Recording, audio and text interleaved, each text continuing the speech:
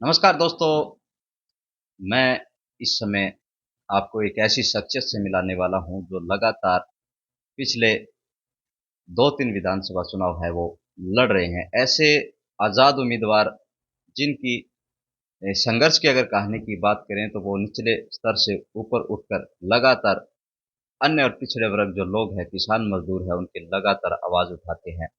तो ऐसे में आपको पता है कि विधानसभा का जो चुनाव है वो नज़दीक है और आचार संहिता लग चुकी है। और हमारे साथ जुड़ेंगे अब साथी विक्रम इंदौरा, जो किसी पहचान के मोहताज नहीं है, क्योंकि इनकी अगर संघर्ष की बात करें, इनकी जुबानी सुनते हैं और अब इनके क्या इस चुनाव में मुख्य मुद्दे रहेंगे और क्या इनका चुनाव प्रचार किस तरह से चल रहा है, वो तमाम चर्चाएं इनके साथ करेंगे। जी विक्रम जी, क्या कहेंगे? आचार संहिता लग चुकी है और चुनावी दौर शुरू हो चुका है। सबसे पहले तो मैं न्यूज़ 48 हरियाणा का धन्यवाद करता हूं। सुनील जी, आपका भी धन्यवाद करता हूं, जिन्होंने मुझे टाइम दिया है। आपको पता है कि अब इलेक्शन का दौर है। हर कोई कैंडिडेट जनता के बीच में जा रहा है, अपने-अपने दावे, वादे दिखा करके लोगों को जो है लुभाने का काम कर रहे हैं। आप सबको पता ही है कि निरंतर मैं पिछले 2011 से जनता के बीच में हूँ और जनता के जो मुद्दे हैं वो मैंने बारीकी से देखे हैं और उन मुद्दों को मैंने बेबाकी के साथ उठाया है।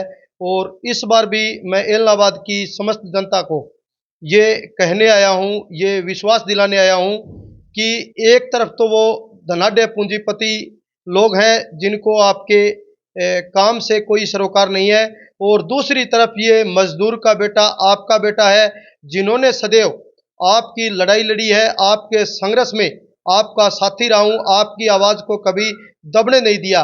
और इस बार भी अनेक ऐसे मुद्दे हैं जिन मुद्दों को लेकर के मैं चुनाव लड़ने जा रहा हूँ।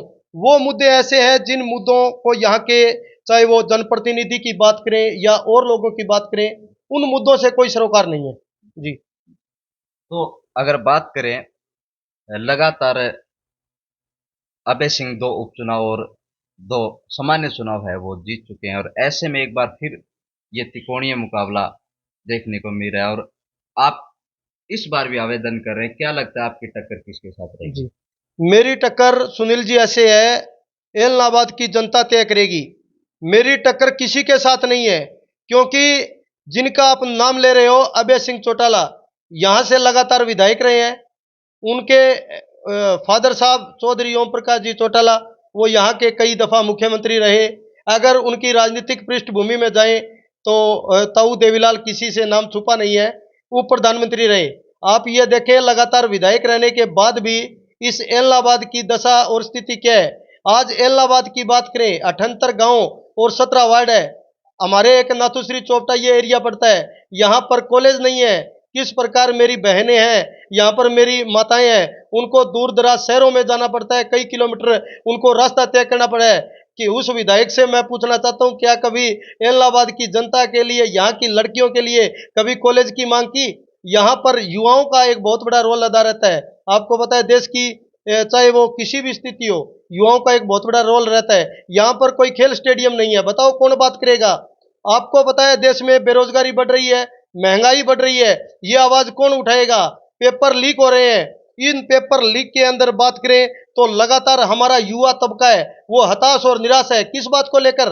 कि हम तैयारी करते हैं, ऊपर से ये पेपर लीक हो जाते हैं, तो ये कौन बात करेगा? पारदर्शिता लाने की कौन बात करेगा? अगर यहाँ का जनप्रतिनिधि युवाओं के लिए, महिलाओं के लिए कोई हित की बात नहीं कर सकता तो कौन करेगा? विक्रम इंदौरा उनकी आवाज बनेगा। चाहे वो मजदूर है, किसान है, कमेरे है, व्यापारी है, आड़ती है, उनकी आवाज विक्रम इंदौरा बेबाकी के साथ उठाएगा। मैं युवाओं को कहना चाहता हूं, मैं इस इलाहाबाद हलके के अंदर आपके लिए मैं कॉलेज लाना चाहता हूं। युवाओं, मैं आपके लिए यहां पर स्पेशल एकेडमी बनाना चाहता हूं, ताकि हमारे जीडी की जो तैयारी करते हैं, चाहे वो पुलिस की बात करें, चाहे आर्मी की बात करें, उनको दूर दराज बड़े बड़े शहरों में न जाना पड़े। मैं चाहता हूं हमारे गांव के युवा, हमारे जो जमीनी स्तर से, जो खेती बाड़ी से जुड़े हुए, गांव देहात के जुड़े हुए जो युवा हैं, उन्हें दूर दराज शहरों में तैयारी के लिए न जाना पड़े। इसके लिए स्पेशल मैं चाहता हूं इस इलाहाबाद हल्के के अंदर एकेडमी बने, इस इलाहाबाद हल्के के अंदर महिला कॉलेज बने, यहाँ का किसान और मजदूर खुशहाल होगा तो निश्चित तौर पर इस देश का भला होगा।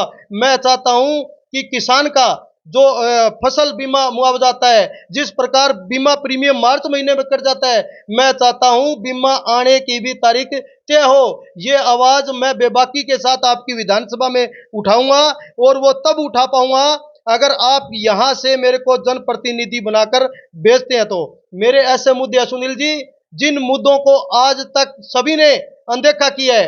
आपको पता है खेती बाड़ी के साथ साथ मजदूर का भी अहम रोल रहता है इसमें। मजदूर की किसी ने आवाज उठाई? मैं चाहता हूं मजदूर की दिहाड़ी है वो 700 रुपए हो। हमारे गांव के अंदर जो ये सांगठनिक मजदूर है, जो पंजीकृत मजदूर है, इनके कोई हारी बीमारी हो जाती है, घर में कोई तकलीफ हो जाती है, तो मैं ये लेके आऊंगा राहत कोष के रूप में सरकार उसको 5 लाख रुपए दे।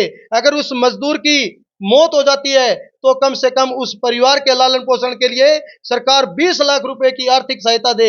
यहाँ के गांव के जो सफाई कर्मी है उनको मैं देख रहा हूं, सफाई गांव की देख रेख में सफाई कर्मचारी की अहम भूमिका होती है। उस कच्चे कर्मचारी के लिए किसी ने आवाज उठाई? विक्रम इंदौरा उनकी आवाज बनेगा।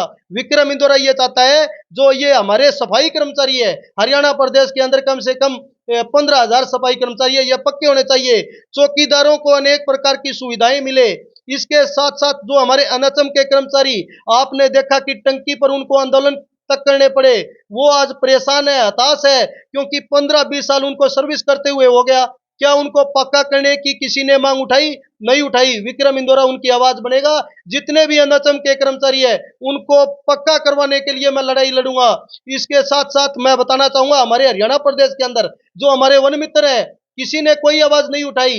ये छोटे छोटे मुद्दे हैं जिन पे यहाँ का चाहे प्रतिनिधि हो चाहे और हो, कोई सरोकार नहीं है। उन वन मित्र को मैं कहना चाहता हूं, आप मेरे संघर्ष के इस दौर में मेरे साथी बनो।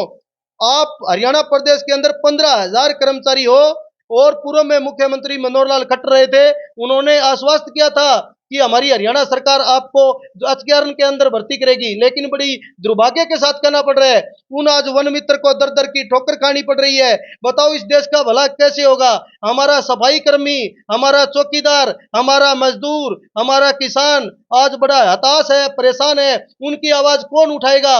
उनकी आवाज विक्रम इंदौरा उठाएगा।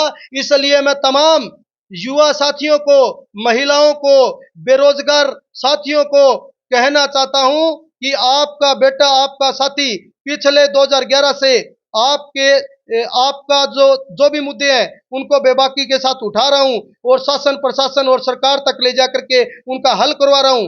इस बार इलाहाबाद हल्के की तमाम जनता को मैं आश्वस्त करना चाहता हूं कि एक तरफा तो वो पूंजीपति और धनाढ्य लोग हैं जिनको आपके काम से कोई सरोकार नहीं है, एक तरफ आपका ये बेटा, आपका भाई मजदूर का बेटा है। इस मजदूर की ताकत बन करके आप मेरे साथ लगो और जितने ये बरसाती मेंढकों की तरह ये लोग आते हैं, इनको आप भगाने का काम करो। हाँ जी। ये थे हमारे साथ विक्रम इंदौरा।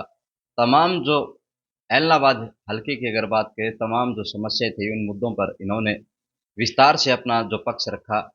अब आने वाला वक्त बताएगा कि इनकी संघर्ष की जो कहानी है वो दौर कहाँ तक इनका जाएगा। तो हमारे साथ जुड़े रहिए, देखते रहिए news 48 Haryana. Camera person Rahul के साथ मैं सुनील नांदवाल।